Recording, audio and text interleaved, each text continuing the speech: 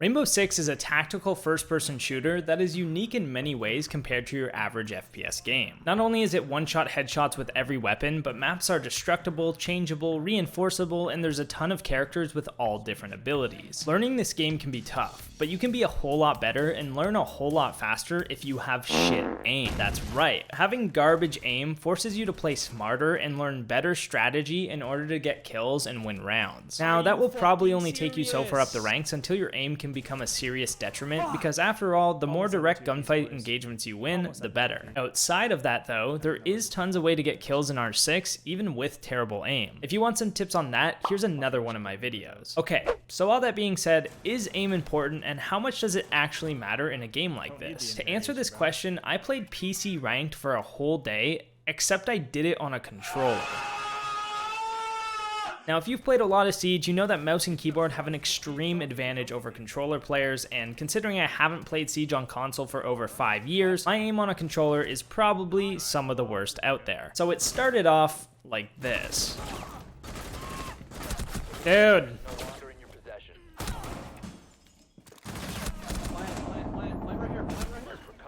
How can I plant? He's shooting at me! What do you mean, plant? This is... I'm getting bombs down though, chat. I'm getting in sight, I'm getting the bombs down. That's what matters. In sight, holy shit. Dude, these guys are crazy, man. Now, this may seem like case closed, aim is important, but I was far from done. I've played in the highest ranks of Siege, played in competitive leagues for years, and overall I'd say my aim is above average. Going from this to absolutely abysmal aim definitely hurts my skill level, but it also just requires a different playstyle than normal. Typically, I take advantage of my good aim and play aggressively to get kills early on. But with this restriction, I needed some time to adjust and figure out other ways to get kills and outplay people while avoiding as many direct gunfights as possible, because I definitely wasn't winning those. First things first, I hit the terrorist hunts, I adjust some settings, get a little more comfortable on the controller before I go back in. Coming into the next match with a solid plan, some slightly better controller skills, and confidence at an all-time high, I was ready. And then this happened.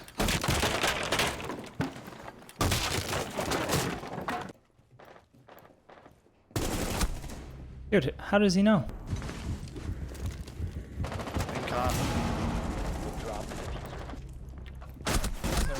One friendly operator remaining. Fuck, man.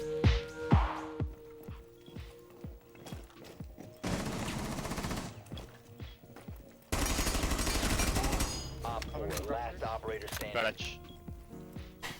Down to Bottom garage on Sound Hall. Red. First Kill Ellie. Let's go! Two-piece! I'm fucking better! So obviously aim is important to a degree, considering I just got slaughtered for 8 rounds straight. But once I got a little more comfortable on the controller, I started getting some kills, and we even started winning some rounds. I do now.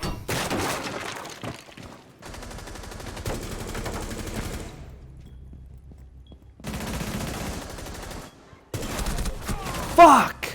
Almost had the 2-piece, boys. Almost had the 2-piece.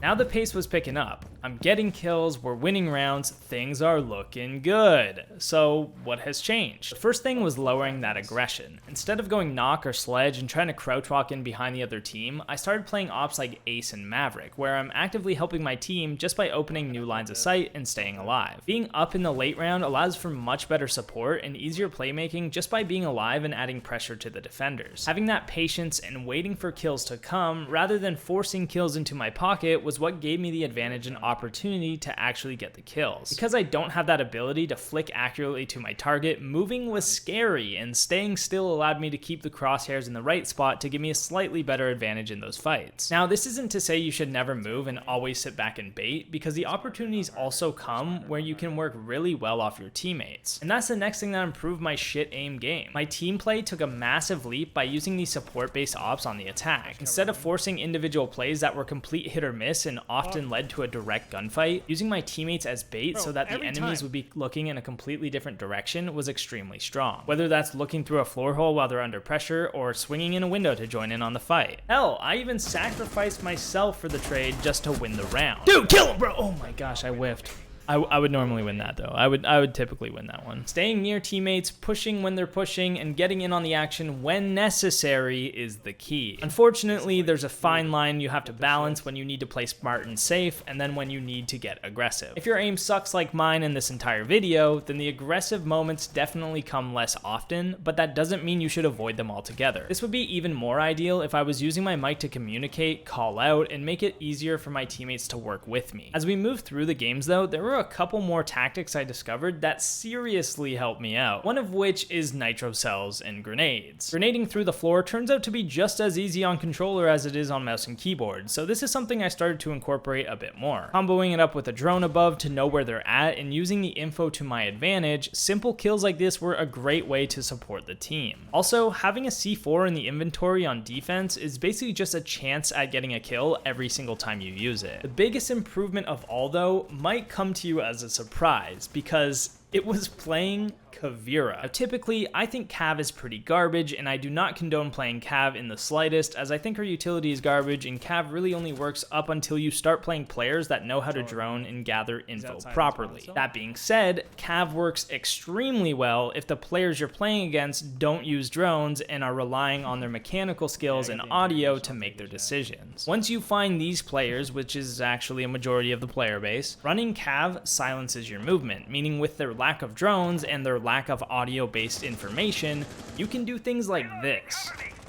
You have located a bomb. You know what to do.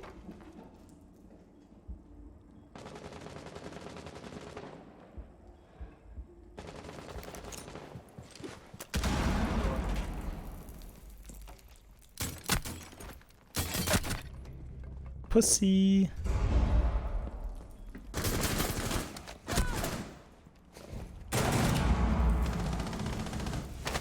Where are they? Op 4, last operator standing. So when you play these players, which you will pretty often, abuse Cav as hard as you can. I own these kids simply because they could not find me to save their life. Literally, they literally lost their life because I killed them in the game. I mean, did they really stand a chance? Look at these fucking moves. You can't beat a guy who's dodging you in real life. The other guy's archives? Seriously though, once you've made a big play like this, they'll be worried, and they'll waste a ton of their round droning out the map. This is when you've reached the point where you simply own them. They got messed up, they want to be extra careful, they drone everything just for you to shoot their drone, run away, and hide again. And once you've shot the drones, the flanks are then open once again, which is the same round where I did this.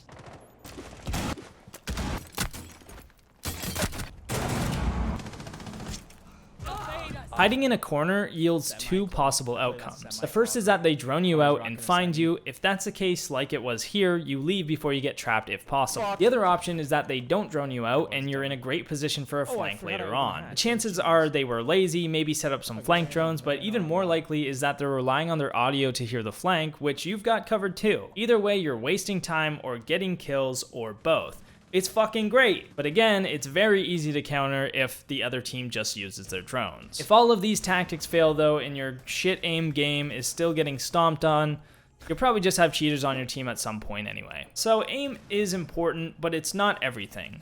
I think too often people are relying so heavily on their gun skill, aim, mechanics, and forget or just don't even realize what Siege is at its core. It's a team-based game where strategy, teamwork, and most importantly, information always beats out individual mechanical skill. Unfortunately, it was a little tougher to prove that in these games because the controller made it so I couldn't use my push to talk key to actually communicate with my teammates, but I was still able to show the power of information, or their lack of, and how impactful it is in Rainbow Six. The thing is, I was nowhere near as good as I typically would be, but I was still surprised at how well I was able to actually pull my weight. You can definitely improve your game by getting better mechanics. If your mechanics are better, you'll win more direct engagements, which will lead to more opportunities and more round wins, but it's not everything in a game like Siege. If your aim sucks in most games and you are looking for a new game to play, R6 might be the one for you. I have a ton of tips on my channel if you're just starting out, because while you might not need good aim, you definitely need a good understanding of the game. Feel free to subscribe to the channel, and have a good one.